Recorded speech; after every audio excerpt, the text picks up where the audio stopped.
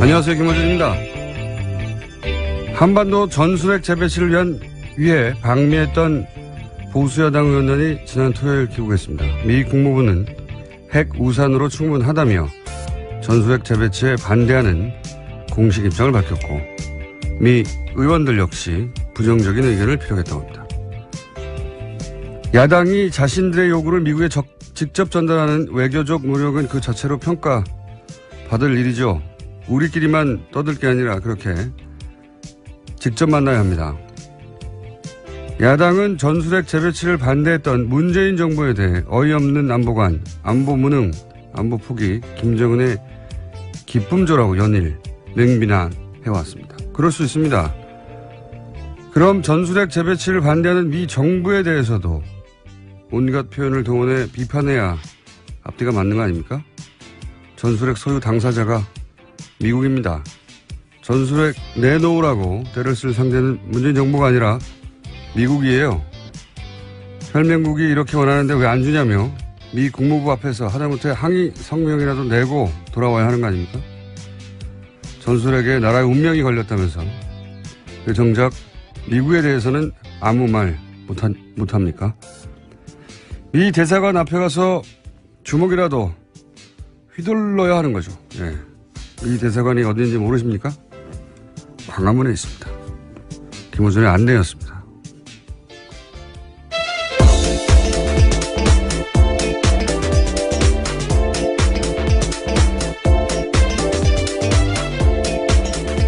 시사인의 김은지입니다. 네. 어때요? 월요일인데? 네. 예, 괜찮습니다. 어떠신가요? 안 좋습니다. 네. 힘내십시오. 자, 오프닝을 해봤더니, 예, 오늘도 역시 한 두세 분 정도 발음이 꼬이는 것이 평상시와 똑같구나. 컨디션이 안 좋은 게. 자, 첫 번째 뉴스는 뭡니까? 네, 한미 양국 정상이 어제 전화통화를 했습니다. 북한이 지난 15일 미사일 도발을 감행한 결과를 규탄하는 대화를 나눴습니다. 양 정상은 또 유엔 안전보장이사회의 대북제재 결의안을 더 철저하게 이행하는 게 중요하다고 공유했습니다. 이번 통화는 문재인 대통령 취임 이후에 5번째이고요. 트럼프 대통령이 먼저 요청해서 성사됐다고 합니다. 먼저 전화한 건 처음이라고 하는데, 네. 이 관련해서 제가 어제 주말에 요새 제가 영화 무대 인사를 하느라고 바쁘거든요. 전수식 게임에.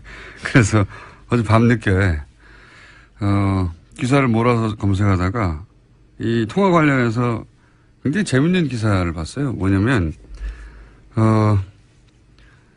트럼프 대통령이 이제 트위터를 썼는데, 네, 뭐 그렇죠. 트위터를 쓴 건 뭐 하루 이틀이 아니고 하루에 한 언론의 보도에 의하면 평균 하루에 6개, 7개 써가지고 2시간마다 한 번씩 쓴다고 해요. 그러니까. 근데 요 통화 직후에 트위터를 썼어요 또. 그러면 우리 언론의 이제 취재 대상이 됐잖아요, 보통. 취재 대상이라보다는 중계 대상이 되는데 특이한 기사가 눈에 띄어가지고, 예. 긴 가스관이 북한의 형성 중이다. 유감이다. 이렇게 트위터를 썼다는 거예요. 그러면서 해설이 통화를 했는데 문재인 대통령이 러시아를 방문해서 한국, 북한, 러시아 가스관 사업 부상 이거 밝혔잖아요. 거기에 대해서 트럼프가 비판했다는 겁니다. 미국이 경제 제재하는데 한국이 북한 우방인 러시아와 협상하는 것을 트럼프가 싫어한다. 이런 해설과 함께. 똑같은 논조, 이게 이제 연합기사예요. 똑같은 논조 기사가 뉴시스에도 있더라고요. 그러니까 이 가스관 사업 부상에 대해서 트럼프가 유감이라고 했다. 그 이유는 똑같습니다. 한국이 러시아, 북한과 경제 협력하니까 트럼프가 못마땅해서라고 이렇게 표현했거든요. 이게 이제 그 조그마한 군소 인터넷 언론사가 아니라 한국을 대표하는 통신사예요. 연합과 뉴시스에서. 아무리 봐도 이럴 리는 없을 것 같아요. 이게 아무리 트럼프가 무례하고 자충우돌 하지만 러시아 사업권을 놓고 비판하는 건 말이 안 되거든요. 본인이 러시아가 얼마나 가까운데요. 그래서 원문을 찾아봤더니 트럼프가 쓴 것은 long gas line forming이에요. 이게 이제 주유소의 길을 길게 섰다는 얘기거든요. 주유소 앞에. 그러니까 미국에서는 휘발유, 그러니까 주유소 가스라고 가스 스테이션. 이게 미국 경제 제재로 북한이 물자가 부족하다는 표현이거든요. 일종의 비꼬는 표현인 네, 거죠. 그러니까 북한이 안 됐다라는. 그 주유소 앞에 북한 주민들이 줄을 길게 섰다는 표현인 겁니다. 그러면서 투배드라고 했는데 이걸 우리 언론에서는 긴 가스관이 북한의 형성 중이어서 유감이다. 이렇게 번역을 해서 이 말도 안 되는 북한이 물자 부족을 겪고 있는 쌤통이다 하고 자기가 한 북한 대북 경제 제재를 자랑하는 거예요, 이게. 트럼프가. 이거 어려운 용어도 아닌데 하나도. 이런 오보를 낸 것이 연합뉴스면 이게 대한민국을 대표하는 통신 아니에요? 이 기사를 쓴 분은 무려 워싱턴 특파원이에요. 이 두 기사의 핵심 메시지는 미국의 대북 제재를 우리 한국의 문재인 정부는 러시아와 경제협력을 해가지고 협조하지 않아서 미국이 싫어한다. 한미동맹이 잘 안 되고 있다는 거예요. 말도 안 되는 기사입니다, 이거.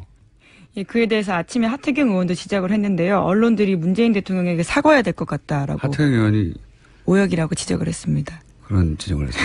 네. 비슷한 취지 이야기인데요. 오역이다라고 확실하게 이야기한 거죠. 아니, 영어를 잘하시나 봅니다. 아니, 영어를 잘하나 못하나의 차원이 아니라 미국 특파원을 할 정도로 이걸 모른다는 게 말이 안 되는 것 같은데. Long Gasline Forming. 저는 그래서 소위 말해서 이제 우리 언론들이 하도 자기들끼리 한미동맹이 잘 안 되고 있고 트럼프가 비판적이고 이렇게만 비판해온 기사를 오랫동안 써왔잖아요. 그래서 그런 맥락에서 그런 관점에서 눈에 띄는 겁니다, 이게. 참. 이건 정말 이게 오버라고 봐야 될까요? 아니면 기본적으로 기자들이 이렇게 삐딱하고 왜곡된 시각으로 보고 있다고 봐야 될까요? 여하간 이럴 수도 있구나. 예. 싶었습니다. 이거는 제가 보기에는 크게 문제 삼을 정도예요. 네, 이번 트윗 같은 경우에는 지난 12일에 했던 대북 제재 결의안을 지칭하는 걸로 보는 게 맞다라는 해석이. 네? 그렇죠. 뭐라고요? 그러니까 말씀하신 바가 맞다고요. 네. 제 말이 맞아요. 네, 어려운 네. 영어가 아니에요. 네. 이걸 그렇게 번역, 그걸 한 통신사도 아니고 양대 통신사가 모두, 만약 이 기사를 받아 쓴 언론사나 아니면 이 기사를 가지고 또 새로운 2차 기사를 만들어내는 곳들이 있을 거 아닙니까? 네. 이러면 또 이제 봐라, 트럼프 비판했지 않냐. 응? 한미동맹 잘 안 되고 있어. 이런 얘기 하고 싶은 거거든요. 정말 바보들도 아니고. 하여튼 그런 기사가 있었어요. 하태경 의원이 이걸 새벽에 트윗을 했다고요? 네, 자신의 SNS에 오늘 오전에 올렸다고 합니다. 아직 오전이니까요. 아침에 올린 걸로 보입니다. 우리가 먼저 했어야 되는데. 자, 비슷한 시간으로 보입니다. 이런 말도 안 되는 기사가 어젯밤에 있었습니다. 자, 관련해서 또 뉴스가 있습니까, 혹시? 네, 미국 언론들이 북핵 위기를 풀어가는 트럼프식 방법에 대해서 문제 제기하고 있다라는 보도도 나오고 있습니다. 워싱턴 포스트 보도인데요. 트럼프 행정부가 엇갈린 메시지를 내서 동맹국들에게 미국의 의도가 제대로 전달되지 않는다라고 지적했다고 합니다. 어디서요? 어떤 언론에서? 예, 워싱턴 포스트입니다. 뉴스 공장을 듣는 것 같아요. 워싱턴 포스트에서. 자, 그런 얘기가 나올 수 있겠죠. 하도 왔다 갔다 하니까. 그게 문제가 아니고 저는 이 양대 통신사의 오보는 이게 크게 문제 삼을 정도라고 봐요. 이게, 문재인 정부를 비판할 거리가 없냐 하는 시각으로만 보지 않으면 절대 보이지 않을, 절대 하지 않을 실수라고 봅니다. 네, 길지 않은 트윗 멘션인데 민망한 오역을 한 거죠. 네, long gasline forming. 이걸 어떻게, 러시아란 단어는 하나도 안 나오거든요, 거기에. 예. 마음이 그렇게 먹어져 있으니까 이렇게 보이는 거죠. 자, 다음 뉴스는요?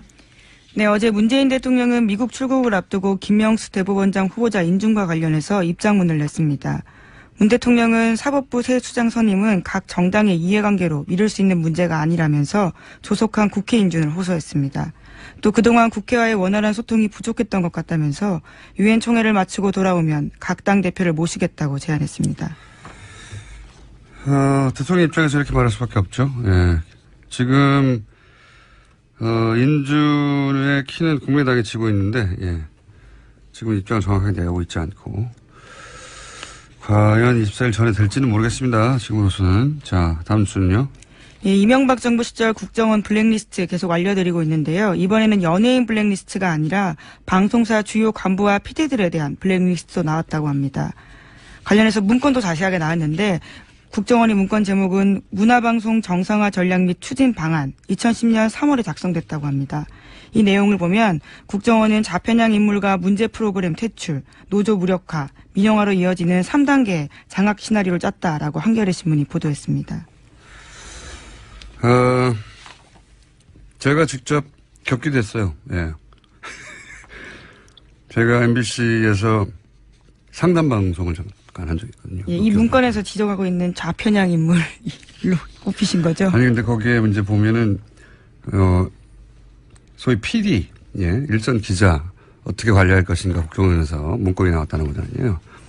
제가 그 상담 방송을 진행하고 있었는데, 그 상담 방송 담당 PD가, 방송을 하던 도중에 갑자기, 딴 곳으로 보직 발령이 났습니다. PD 한 명이었는데.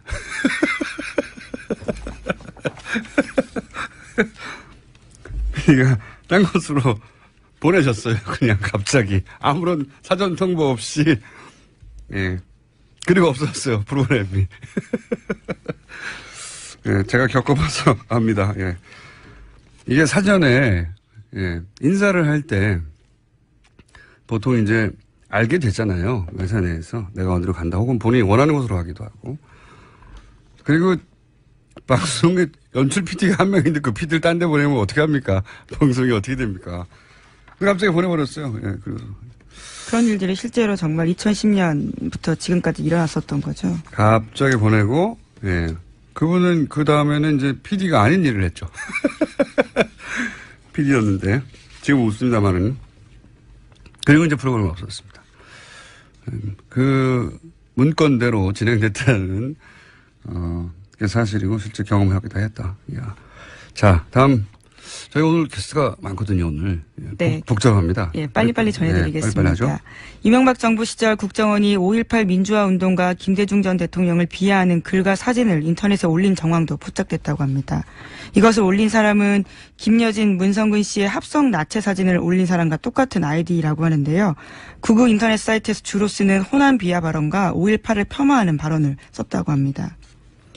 지역 감정을 대단히 적극적으로 그때 활용했었어요. 예. 근데 이런 뉴스들 계속 얘기하지만 꼭 앞에 MB 국정원이라고 토를 다는데 박근혜 국정원은 MB 국정원 시절에 이렇게 성공적이었던, 되게 안 들켰잖아요. 그리고 자기들끼리는 실제로 성공적이었다고 뭐 자축도 하고 했다지 않습니까? 그걸 왜 박근혜 국정원 시절에는 안 했겠어요? 예. 자꾸 MB 국정원이라고 한정하는데 박근혜 국정원 시절에도 동일한 일이 계속 있었을 거라고 저는 추정하는 바입니다. 그런 뉴스가 이제 나오기 시작하겠죠, 조만간. 네, 현재 조사가 거기에 머물러 있기 때문인데요. 박근혜 정부 국정원까지도 올라갈 예정이라고 합니다. 알겠습니다. 그래서 문성근 씨가 일베 정권이라고 했었죠. 예. 그런 사진들은 일베에서만 나온 줄 알았더니 국정원이 직접 했다고. 예. 네, 그래서 국가정보원개혁위원회가 일베로 대표되는 극우 사이트에도 과거에 국정원이 돈을 댄 적이 있는지 조사하기로 했다고 합니다. 그런 뭐랄까요, 추정들 많이 했었죠. 예. 그리고 일베 유저들을 국정원에서 실제 초대해가지고 강연도 했었어요. 시계를 줬다라고 해서 예. 인터넷에 올라왔던 것도 본 기억이 납니다. 단순히 근데 그런 식으로 이제 격려하는 차원이 아니라, 예. 뒤에서 지원도 했느냐. 거기까지, 조사가 이루어져야 될 사안이라고 보고요. 예. 제목 정도 읽고 끝내야 될 것 같습니다. 네, 방글라데시 당국이 미얀마에서 국경을 넘어온 로힝야종 40만 명에게 이동 금지 조치를 내렸다고 합니다. 복잡한 뉴스인데, 예, 로힝야 뉴스 계속 나오니까 저희가 오늘은 4부에서, 네, 국제뉴스에서 이 사안을 다루겠습니다. 이게 왜 뉴스가 됐냐면, 이제 앞에 굉장히 긴데, 요 뒷부분만 얘기하면, 원래 로힝야족이 이제 방글라데시 지역에서 발원한, 네, 소수민족이란 말이죠. 그런데 이제 영국이 거기다 강제 이주시켰죠. 복잡한 역사가 있습니다. 근데 이제 미얀마에서 탄압하니까 다시 방글라데시 넘어가려고 그러는데 방글라데시에서는 오지 말라고 하는 거예요. 미얀마하고는 언어와 종교가 통하지 않고 방글라데시하고는 언어와 종교가 통하거든요. 되돌아가겠다고 하는데 못 오게 하고 있는 거죠. 왜 이렇게 됐느냐. 말하자면 자기 선조들, 예? 선조들이라고 해봐야 긴 것도 아니고 100여 년 전인데 선조들 땅으로 돌아가려고 하니까 못 오게 하고 있다. 갈 데가 없어요. 예. 네, 이 문제는 저희가 4부에서 다뤄보겠습니다. 여기까지 하겠습니다. 시사인의 김은지였습니다. 감사합니다. 네, 바로 이어서 박영선 의원 저희가 연결해 보려고 합니다. BBK 가짜 편지 사건을 다시 대정부 질의에서 수면 위로 끌어올리신 분이죠. 의원님 연결됐습니다. 안녕하십니까? 네, 안녕하세요. BBK. 감회가 새롭겠습니다. 의원님. 네. 예, 2007년 당시에도 사실은 BBK 최정방 공격수 중에 한 분이셨죠. 네. 자, 그런데 이제 그 대정부 질의에서 문자를 공개하셨어요. 예. 네. 박영선 의원에게 사죄드리며 그리고 저에겐 2개의 카드가 남아있다. 이런 내용의 문자를 공개하셨는데 이게 요 문자만으로는 잘 이해가 되지 않는 분들이 많을 겁니다. 어떤 문자인지 전체적으로. 좀 설명해 주십시오. 왜 이런 문자가 왔고 전후 맥락이 뭔지. 그 2007년 이제 10년 전 일인데요. 그 당시에 이 박근혜 전 대통령 측근들이 이명박 후보가 주가 조작을 해가지고 5,200여 명의 피해자가 났고 또 600억 원의 피해를 발생시켜서 이 수백억 원을 횡령한 이 BBK의 실소유자가 바로 이명박 후보다라고 주장을 했었죠. 그런데 이 실소유자 문제가 나오니까 이제 이명박 그 후보께서 나는 실소유자가 아니고 피해자다 이런 이제 주장을 하면서 김경준이 실소유자다 이제 이렇게 계속 주장을 하면서 그 선거를 버텼는데 네네. 이 김경준이 이제 실질적으로 입국을 하게 되지 않았습니까? 네. 미국에서 입국을 하니까 이명박 후보의 지지율에 이상이 생겼어요. 네네. 그러니까 그 당시에 한나라당이 이 민주당이 이명박 후보에게 타격을 주기 위해서 김경준 씨를 국내로 데리고 왔다라는 기획 입국서를 주장을 하게 됐고 그렇죠. 예. 그 주장을 뒷받침한 것이 바로 BBK 가짜 편지였습니다. 맞습니다. 그런데 이 가짜 편지를 흔든 사람은 바로 당시에 그 홍준표 클린정치위원장이었거든요. 네네. 근데 이 홍준표 클린위원장이 이 가짜 편지를 흔들면서 민주당과 김경준의 발언이 거짓이고 오히려 이것이 문제가 있다. 뭐 이런 식으로 이제 이걸 뒤집어 씌우려고 하는 하나의 일종의 그 선거에 당선될 목적으로 어떤 사건을 조작한 이 조작 사건이었습니다. 이죠. 맞습니다. 네. 그런데 3년 3개월 후에 이 편지의 실제 작성자가 나타나서 기자회견을 하면서 네.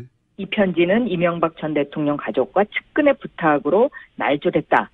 이렇게 이제 기자회견을 하면서 그 후에 저한테 죄송하다는 문자를 보냈고요.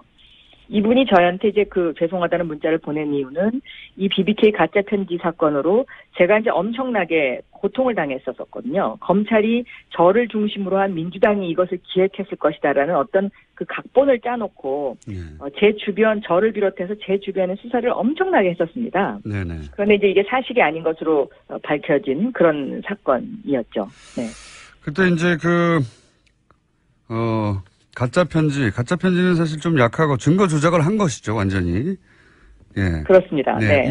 있지도 않은 민주당이, 어떤 조작을 했다고, 조작을 했다고 주장을 하면서 검찰은, 정봉주 전 의원을 갖다가, 또 기소를 하고 또 정봉주 전 의원이 이 BBK 사건으로 인해서 실형을 살게 되고 네. 이런 이제 억울한 일들이 지금 계속 벌어지게 된 거죠. 그렇죠. 뭐 선거권도 10년간 박탈되는 상태고 전봉주 맞습니다. 네. 그런데 당시 한나라당에서 흔들었던 편지는 가짜라고 편지를 작성한 당사자가 당시에 폭로했지 않습니까? 신명 씨라고. 네. 그래서 그분이 이제 이 일로 고생하신 박영선 의원에게 죄송하다고 그거 내가 쓴 가짜라고 이렇게 폭로하면서 보낸 문자인 걸로 보이는데요. 그죠? 네네. 네. 그런데 이제 지난 대정부 질문에서 새로운 증거가 있다고 하셨지 않습니까? 이제 그 문자 메시지의 내용을 보면은요. 네. 나에겐 아직 두 개의 카드가 있다. 이렇게 써 있지 않습니까? 네네. 근데 이 2개의 카드가 지금 현재 밝혀지지 않았고요. 이분이 그 문자를 보내면서 저한테 뭐라 그랬냐면 검찰청 발표는 담당 검사 박철우 검사 외에는 전부 거짓이다. 네. 이렇게 두 가지의 이야기를 적었어요. 네. 제가 이제 여기서 말씀드리고 싶은 내용은 뭐냐면 검찰이 그 새로 출발하겠다 그러면서 인혁당 사건을 사죄를 국민한테 했었는데요. 사실은 지금 검찰이 새로 출발하려면 바로 이 BBK 사건 수사에 대한 대국민 사과가 있어야 된다. 저는 그렇게 보고 있습니다. 왜냐하면 여기서의 그 검찰청 발표가 전부 가짜다라는 그 의미는 뭐냐면 그 당시에 검찰이 이 가짜 편지의 윗선은 없다라고 해서 꼬리를 잘라버렸거든요. 그렇죠. 예. 그런데 이 문자가 의미하는 것이 이 윗선이 있다라는 것을 의미하는 것일 거라고 저는 그렇게 생각하고 있습니다. 왜냐하면 이 윗선과 관련된 여러 가지 그 등장인물들이 나오는데요. 네. 이 등장인물들에 대해서 검찰이 다 면죄부를 줬고 그리고 이 등장인물들이 그 당시에 그 면죄부를 받고 조용히 있었으면 제가 그냥 가만히 있겠는데 요즘 보면 마치 대한민국의 정의를 바로 세우는 사람인 것처럼 둔갑을 해서 오히려 더 큰 소리를 치고 있습니다. 그렇기 때문에 저는 이 부분과 관련해서는 검찰이 재수사를 하고 국민들에게 사과를 해야 되는 것 아닌가 저는 그렇게 생각하고 있습니다. 지금 말씀하신 그 당시에 그 신명 씨가 자신에게 편지 조작을 지시했던 사람 그리고 관여했던 사람이라고 밝힌 인물들이 이명박 대통령의 형인 이상득 씨 그리고 최시중 그리고 이명박 특보 당시에 그리고 김병진 특보 예. 그다음에 동서인 이명박 대통령의 동서인 신기혁 씨 이런 분들을 이름이 직접 거론됐었어요 그때 당시에. 네네. 근데 이제 검찰에서는 또 이분이 또 이런 이야기도 했어요. 그 홍준표 그러니까 가짜 편지를 흔든 홍준표 대표가 윗선이 있으면 정치적으로 책임진다고 했으니까 그렇게 하세요. 라는 이런 이야기도 했거든요. 네네. 그러니까 이 부분과 관련해서는 검찰의 수사가 그 당시에 매우 불투명하다. 저는 그렇게 보고 있고 검찰이 그 손이 안으로 굽는 그런 수사를 한 것이 아닌가 저는 그렇게 생각하고 있습니다. 네. 그런 의혹이 뭐 여전히 남아있고 신명 씨의 주장은 그러했는데 실제 신명 씨에게 그런 편지를 쓰라고 지시를 했던 양승덕 씨는 그냥 대학에 직원에 불과했는데 한 대학에 이분이 다 그냥 이 모든 일을 독자적으로 기획했다는 게 검찰의 수사 결과였지 않습니까? 그렇습니다. 네. 말이 안 되는 납득하기 어려운 수사 결론이었는데 지금 이제 의원님 말씀은 제대로 된 검찰 수사를 새로 하고 그리고 그 이전에 당시 수사를 담당했던 검찰은 여기에 대해서 반성하고 수사를 밝혀야 된다 이런 말씀이신 거죠? 그렇습니다. 그리고 저는 이 일로 인해서 정봉주 전 의원 같은 경우는 너무나 억울한 옥살이를 했기 때문에 지금이라도 특별 사면을 시켜줘야 되는 것 아닌가 저는 그렇게 생각하고 있습니다. 네. 당시 정봉주 전 의원과 박영선 의원님이 2007년에 이 건으로 사실 고생을 같이 하셨는데 네 고생 많으셨죠 그때. 예, 그렇습니다. 지금은 이렇게 웃으면서 이야기하지만 네. 그 당시는 뭐 굉장히 상황이 심각했었죠. 가족들이 다 뿔뿔이 흩어져야 되고 또 제 주변에 있는 보좌진들부터 시작해서 검찰 수사를 안 받은 사람이 없거든요. 네. 제가 알기로는 의원님도 거의 감옥 가실 뻔한 걸로 알고 있습니다. 자, 10년 전 얘기긴 합니다만 거의 감옥 가실 뻔한 걸로 알고 있고. 네. 자, 이 건에 대해서 그게 문제가 아니라 제대로 밝혀지지 않았다. 예.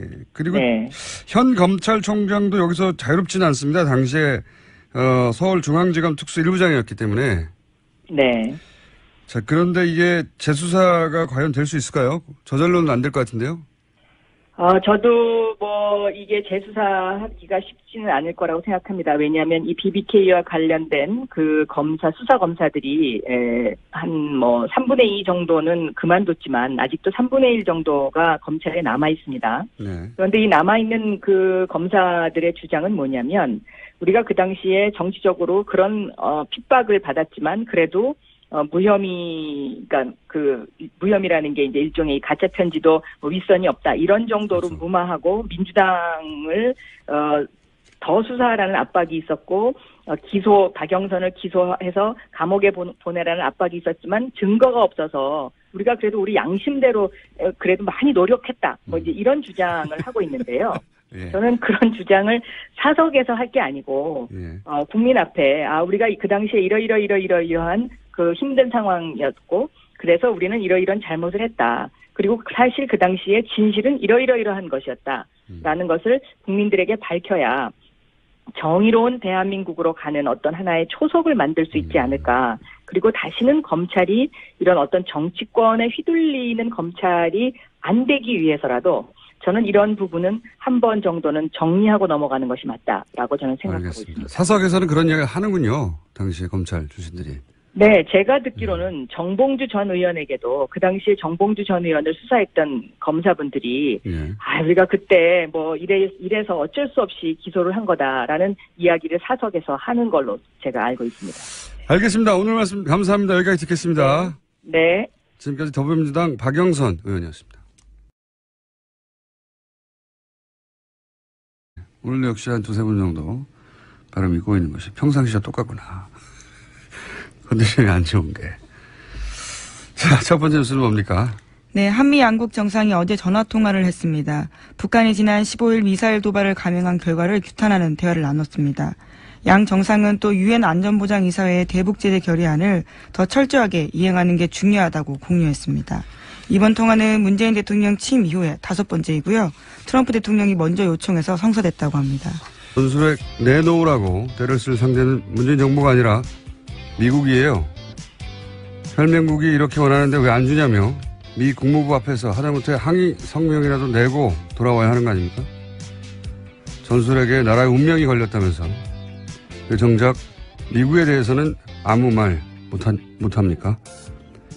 미 대사관 앞에 가서 주먹이라도 휘둘러야 하는 거죠. 예. 미 대사관이 어딘지 모르십니까? 광화문에 있습니다. 김호준의 안내였습니다.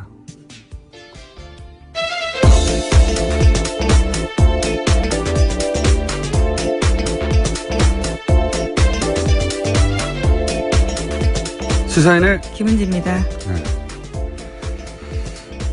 어때요? 월요일인데? 네. 예, 괜찮습니다. 어떠신가요? 안 좋습니다. 네. 힘내십시오. 자, 오프닝을 해봤더니, 예. 안녕하세요. 김호준입니다. 한반도 전술핵 재배치를 위해 방미했던 보수여당 의원단이 지난 토요일 귀국했습니다. 미 국무부는 핵 우산으로 충분하다며 전술핵 재배치에 반대하는 공식 입장을 밝혔고 미 의원들 역시 부정적인 의견을 피력했다고 합니다. 야당이 자신들의 요구를 미국에 직접 전달하는 외교적 노력은 그 자체로 평가받을 일이죠. 우리끼리만 떠들 게 아니라 그렇게 직접 만나야 합니다. 야당은 전술핵 재배치를 반대했던 문재인 정부에 대해 어이없는 안보관, 안보 무능, 안보 포기, 김정은의 기쁨조라고 연일 맹비난해왔습니다. 그럴 수 있습니다. 그럼 전술핵 재배치를 반대하는 미 정부에 대해서도 온갖 표현을 동원해 비판해야 앞뒤가 맞는 거 아닙니까? 전술핵 소유 당사자가 미국입니다.